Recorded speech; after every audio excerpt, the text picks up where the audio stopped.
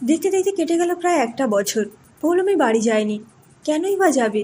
গেলেই তো তার মুখোমুখি হতে হবে, আর সেটা মোটেই চায় না পৌলমী। তাই ছুটিতে বাড়িতে বসে সারাদিন মোবাইল ফোন ঘেঁটে আর টিভি দেখে একরকম বোরিং জীবন হয়ে গেছে তার। কবে যে আবার স্কুল খুলবে এবং ও আবার স্কুলে যেতে পারবে।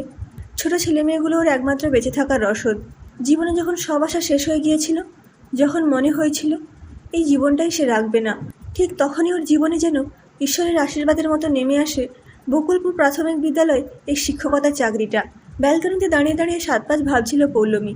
ঝমঝমিয়ে বৃষ্টি এলো। হঠাৎ এমন বৃষ্টি এলো দেখে সে বলল, বৃষ্টি, অকাল শ্রাবণ। ব্যালকনির দেওয়াল বেয়ে উঠে এসেছে বাগানবিলাস গাছের একটা ডাল। তার মধ্যেই টুপটাপ করে বৃষ্টির জল পড়ছে, আর সেটা ঠিক যেন লজ্জাবতী প্রেমিকার ঠোঁটের মতো কেঁপে কেঁপে উঠছে। এই তো আজও মনে হয় সেদিনের কথা। সৈকত যখন প্রথম ওর ঠোঁট ছুঁয়ে গেছিল, সেই প্রথম পুরুষের শরীরের স্পর্শ এত নিবিড়ভাবে পেল সে। সৈকতের শরীরের পুরুষালী গন্ধ মুহূর্তে মাতাল করে দিয়েছিল পৌলমীকে। ভাবতে ভাবতেই নিজের অজান্তেই গাল দুটো লাল হয়ে উঠল ওর। সব স্বপ্নগুলো কেমন যেন তাসের ঘরের মতো ভেঙে গিয়েছিল। মনে পড়ে সৈকত ওর হাত ধরে বলেছিল, আমি তোমাকে ছাড়া বাঁচব না পৌলমী, কথা দাও, কোনোদিন ছেড়ে যাবে না।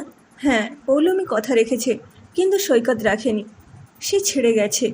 সে সুখে আছে অন্য কারোর বুকে মাথা রেখে। আর পৌলমী আজও তার স্মৃতি আগলে পড়ে আছে বছরের পর বছর ধরে। আজ ওর ডায়েরি জুড়ে শুধু সৈকতের স্মৃতিরা আনাগোনা করে। হঠাৎ পৌলমীর মনে পড়ল, সত্যিই তো কতদিন পুরনো বইয়ের তাক আর ডায়েরিটা দেখা হয়নি। ধুলো জমেছে বইয়ের তাকে, তবে ভেতরের উপন্যাস আর গল্পগুলো ঠিক ওর ক্ষতের মতোই সতেজ। সঞ্চয়তে নিচে চাপা পড়ে থাকা কালো মলাটে ডায়েরিটা বের করে ধুলো ছেড়ে নিল পৌলমী। প্রথম পাতা খুলতেই চোখে পড়ল গোটা গোটা হরফে লেখা ১৩ লাইনের একটি কবিতা। বাকিটা পড়তে গিয়েই কখন যেন ওর চোখের কোণাটা ভিজে এসেছিল নিজের অজান্তেই। পাতার পর পাতা উল্টে যেতেই একটা পাতাতে চোখ আটকে গেল পৌলমীর। একটা শুকিয়ে যাওয়া গোলাপ ডায়েরির মাঝখানে ঠিক পেজমার্কের মতো রাজত্ব করছে। এই তো সেই গোলাপ যেটা দিয়ে প্রথম সৈকত বলেছিল ভালোবাসি। আর আজও চলে যাওয়ার এত বছর পরেও সেটাকে যত্ন করে রেখেছে সে। এতদিনের ব্যস্ত জীবনে সে ভুলেই গিয়েছিল।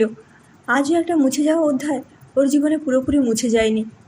শুকনো গোলাপটা হাতে নিয়ে সে দাঁড়িয়েছিল জানলার কাছে। বাইরে তখন মুষলধারায় বৃষ্টি। আজ প্রায় ৭ বছর ধরে এটা একটা না হওয়া প্রেমের গল্পকে বয়ে নিয়ে চলেছে।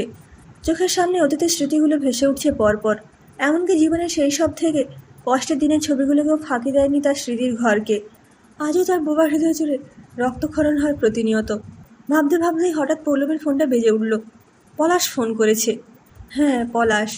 এই তো, এই মানুষটার সাথেই তো সে খুব শীঘ্রই নতুন বাঁধনে বাঁধা পড়তে চলেছে। বিয়েটা বাড়ির থেকে দেখে শুনে হলেও পলাশ অনেকটাই পৌলমীর মনের মতো। তবুও আজ অবধি তাকে পুরো মনটা দিতে পারেনি পৌলমী। ফোনটা রিসিভ করে পৌলমী বলল, হ্যাঁ বলো, তোমাদের ওই দিকে বৃষ্টি হচ্ছে? মুষলধারায়। হ্যাঁ, আমাদের এই দিকেও। অফিস থেকে বেরোতে গিয়ে আটকে গেছি। বৃষ্টি থামলে বেরিও। এটা প্রথম বৃষ্টি কি না, ভিজলে ঠান্ডা লেগে যাবে। এই প্রথম তুমি আমাকে আমার যত্ন নিতে বললে, ভালো লাগলো। পলাশের গলায় আবেগ। সত্যিই তো, কোনোদিন সেভাবে ছেলেটার কথা ভাবতেই পারেনি পৌলমী। সে বলল, হ্যাঁ হয়েছে, অত সেন্টু খেতে হবে না। পলাশ হেসে বলল, যাই হোক, কী করছিলে? আর বলো না, এমনিতে তো সময় হয় না। এই এতদিন গরমের ছুটিতে একটু সময় হলো, তাই পুরনো বইগুলো একটু ঝেড়ে মুছে রাখছি। ঘর থেকে আবর্জনা সাফ করছি। কথাটা বলেই হাতের ওই শুকনো গোলাপটা দোতলা জানলা দিয়ে ফেলে দিল পৌলমী। আর মনে মনে বলল, আর মনের ঘরের আবর্জনাটাও।